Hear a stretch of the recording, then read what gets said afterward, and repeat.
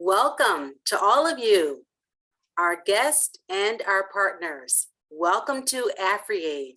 AFREIG stands for Africans for the Restoration of Ethics in Government. Tonight, we will kick off with our official business of interviewing professional Africans and global partners in various areas of expertise and showing in practical ways how Africa can actually benefit from their knowledge and talents. We will begin our kickoff interview with the founder and the president of AFREIG, Reverend Dr. Aquilus Ricks. Dr. Ricks hails from the Republic of Liberia in West Africa. He holds a BA in missions from Moody Bible Institute here in Chicago, a master's degree from DePaul University in public administration, and a PhD in public policy and public administration from Walden University. We are honored and delighted to have Dr. Ricks with us. Welcome to AFREIG. It's good to be here. Thank you so much for the invite. Oh, we're delighted to have you.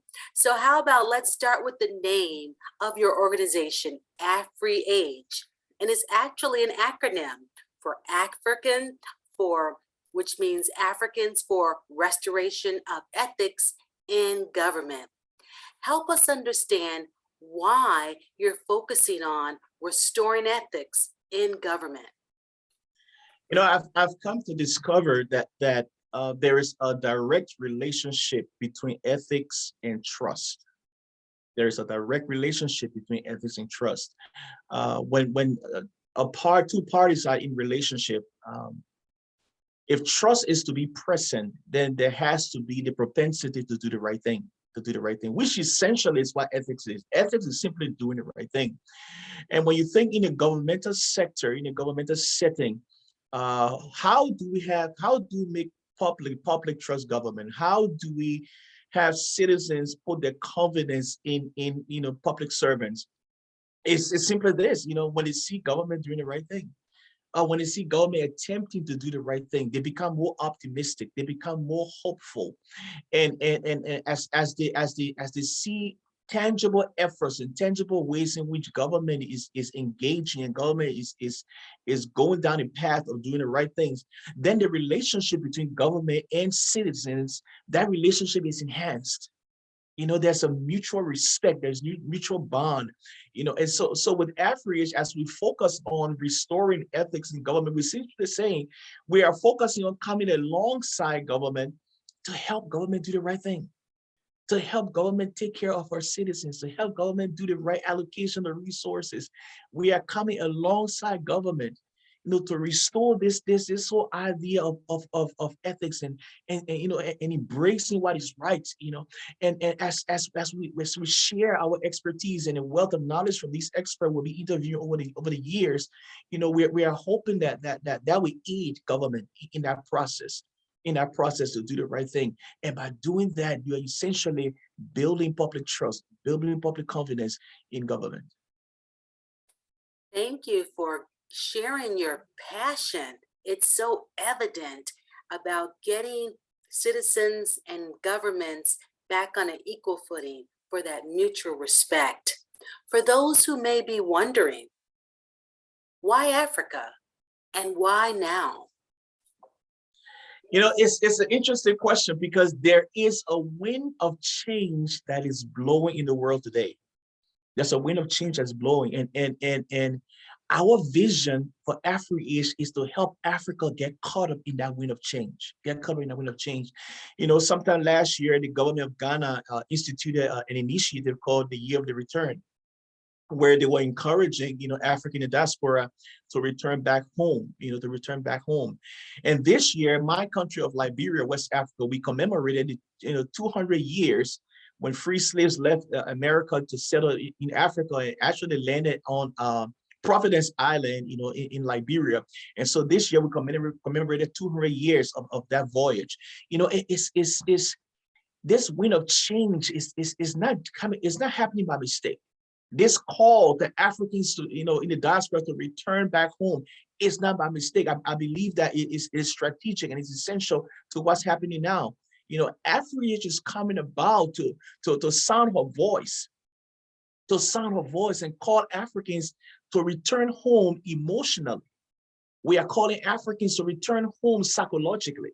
We are calling Africans to return home intellectually.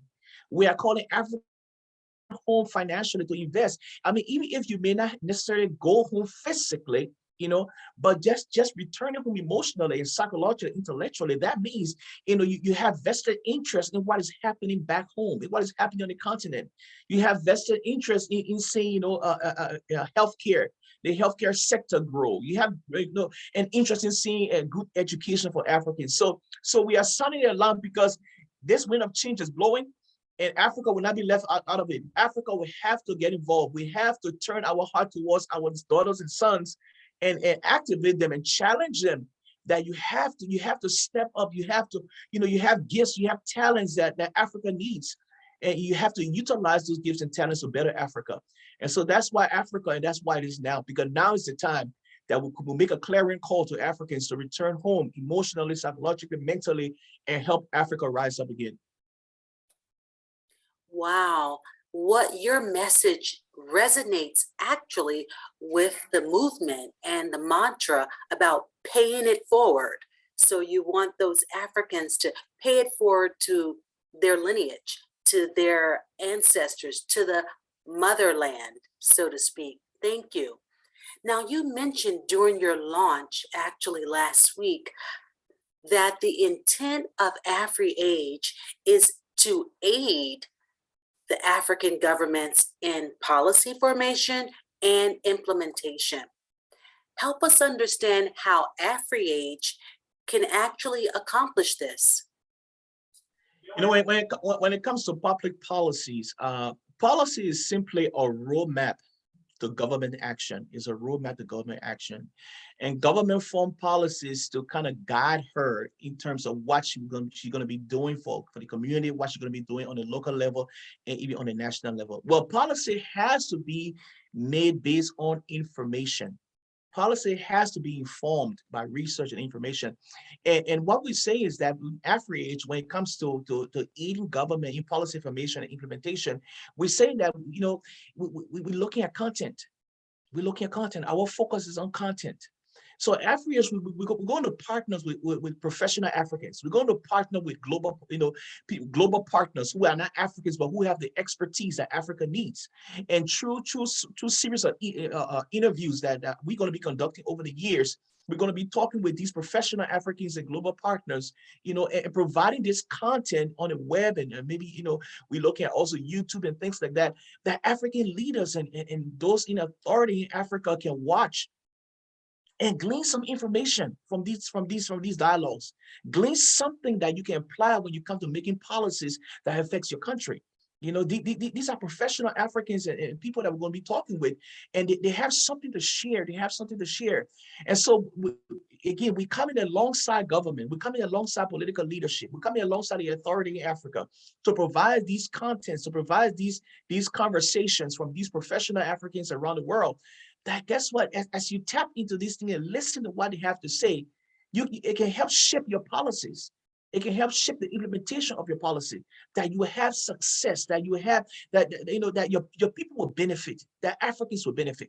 And so that's why our passion is looking at policy formation implementation, because everything starts with policy. Everything starts with the roadmap that government has. And when you have experts, Africans who know the continent, who have familiarized themselves with what's happening back home, speaking towards the situations back home, then I think it helps African leaders in policy formation how to lead countries in Africa. Thank you for sharing that with us. You're trying to bring informed, intelligent experts to partner with the governments to help them shape their policies for their citizens. That's a noble endeavor that you have. Now, you also talked about social change. Now, we here in America have seen social change, or I should say, we're still in the midst of seeing the results of social change. In your view, what is social change, and what will social change look like in Africa? You know, the whole idea of social change is this. Social change is simply the transformation of a society. It's the transformation of a society that will result in better conditions, okay, in better opportunities, that will result in better relationships. Okay, that's what social change is about. And in AFREIG, as we focus on social change, we are saying that what Africa looks like today can be better. What Africa looks like today, there are better opportunities that can come about for the Africans, for the African nations. There are better doors that can be opened for better investments, you know. And as we contemplate on social change for the continent, for the nations, you know, our vision is that in practical terms, when we begin to see social change taking place in Africa, we're going to look at infrastructure. You know, social change, we look at an entire revamping of our infrastructure. You know, what concerning roads and bridges, and you're looking at employment situation improving, jobs creation. We're looking at the healthcare sector, you know, just being revamped and being enhanced. You know, so social change, you know, in a practical sense, tells us that information we have received as a nation, as a continent, and as we implement this information, there's a tangible results that happens on the ground for our citizens. Tangible results, and as you see the quality of life of Africa improving based on the policies that are being formed and implemented, then we say, you know what, actual social change is taking place. Now, there are pockets of social change happening on the continent right now. There are very areas you have, you know, development going on, sustainable development programs going on, which is good, which is good. But we say that collectively, we're saying that as a whole, we want to see more and more of these things happening and more change taking place in Africa. Wow, I'm happy to hear that there's some change that's already underway. So this is a positive trajectory, and you're just coming alongside. It's like a movement. It's going to propel forth because you've got energy. Wow, this is exciting times for the continent of Africa. Let's I thank you for sharing those practical ways. I mean, it's not just all platitudes and theory, but you have some practical ways that you're trying to affect change within the nations of Africa. Thank you for that. Finally, Dr. Ricks, what would you like to say to young Africans who feel there is no light at the end of the tunnel? They don't see these positives that you're talking about that are currently happening, or even that are hopeful to happen in the future. They don't see that. What can you share with them? What hope can you provide for them? Yeah, that's a good question. To those brothers and sisters, you know, Africans and even African leaders, government officials, um, but more importantly to the common man, you know, the layman in Africa that feel that everything is hopeless. You know, there's no light at the end of the tunnel. We don't see our way out of this thing. We are not optimistic of the future. I want to say to you that you know, Reverend Jesse Jackson always used the phrase "keep hope alive." Keep hope alive. You cannot give up on hope, because the moment you throw away hope, it means you've quit. The moment you throw away hope, it means that you have given up. You have given up. You don't give up on Africa. You don't give up on yourself. You don't give up on your vision. You don't give up on your dreams. One of the things we're going to do on a platform, as I said, by interviewing these professional Africans and global partners, you're going to see how Africans like yourself, you know, had dreams and visions, and how they followed through. They followed through with their education. They followed through thick and thin. They followed through challenging times, and you're going to hear many of the stories. These are not strangers. These are people like yourself. These are Africans. You're going to hear the stories, and you're going to see. And hopefully, our prayers that it will inspire you. It will inspire you to keep not just dreaming, but more importantly, to keep learning, to keep learning, to keep in school, to keep developing yourself mentally, psychologically, intellectually, by learning new things and partnering with organizations and even your peers. You know, your peers that have a goal and have a vision in life. So I want to say to young Africans, you know, that feel pessimistic about the future, that no, no.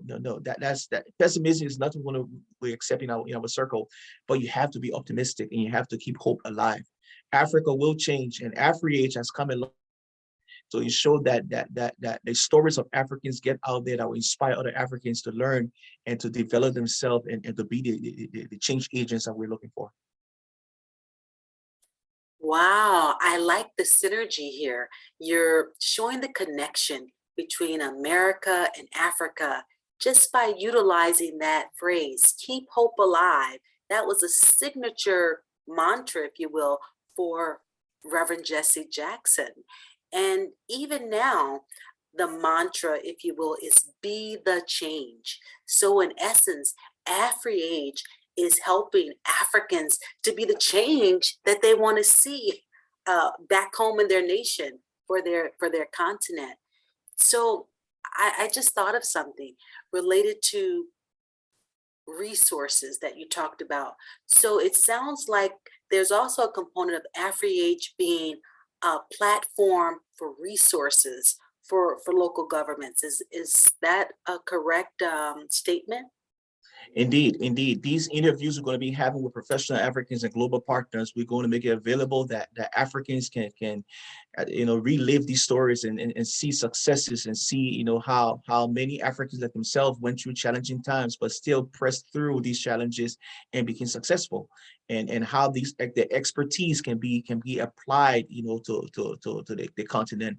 And so yes, we are hoping to provide these resources not just for the layman, but also, as we said, for policy information, policy makers, to see and help Africa rise up. Oh, wonderful. This has been great. You've really shared your heart and your passion and the vision behind AfriAge and even these upcoming sessions that you're going to feature. So this concludes our interview with Dr. Aquilus Ricks. We want you to join us next week for the next episode of AfriAge. But we do have an announcement, a change. We heard from some of our partners that are on the East Coast. Our time is 9 o'clock, but it's actually 10 p.m. for them, which is time to probably go to bed and begin to prepare for work. So we heard you. Thank you for sharing. So we will modify our start time. No longer 9 p.m., but we will start at 8 p.m. And we're also going to change the day. No longer Tuesday, but Monday. So join us next week, Monday, March 14th at 8 p.m. So again, AfriAge, the next episode, and you don't want to miss it, will be next Monday, March 14th at 8 p.m. No longer 9 p.m. because we really want all of our interested partners, our guests, our fellow Africans to be able to join in and hear the latest experts that we have. So next Monday at 8 p.m. and that'll be our time going forward. So Dr. Ricks, we would like to thank everyone for joining us. What would you like to have as your final remarks? Thank you again for being here, partners, and those that will watch this on our Facebook feed as we link it to the Facebook. We want to thank you all just for being here and just being part of this kickoff. But I want to leave you with this thought: never give up on Africa, never quit on Africa. She is a continent like every other continent. She has her challenges. She's going through stormy weathers, but Africa will rise up. Africa will rise up, and as sons and daughters of Africa, continue to prepare yourself, continue to educate yourself, continue to be informed on issues concerning different sectors, of governance, and we are hoping that our prayers that through these partnerships with professional Africans and global partners that we will set the stage, that Africans would say, you know what, we can step in, we can step up, and we can play our part in helping Africa rise up, So I would like to leave you with the motto of this organization. And our motto is doing better by doing right. doing better by doing right. And we want to say to Africa and to African leaders, to Africa, those in authority, and even the citizens of Africa, I want to say to you that Africa can do better if she simply does right. Africa can do better by simply doing right. Thank you all for this time. I look forward to see you next Monday, as was mentioned by the moderator, next Monday at 8 p.m. Have a good evening. Good night. Thank you for joining us.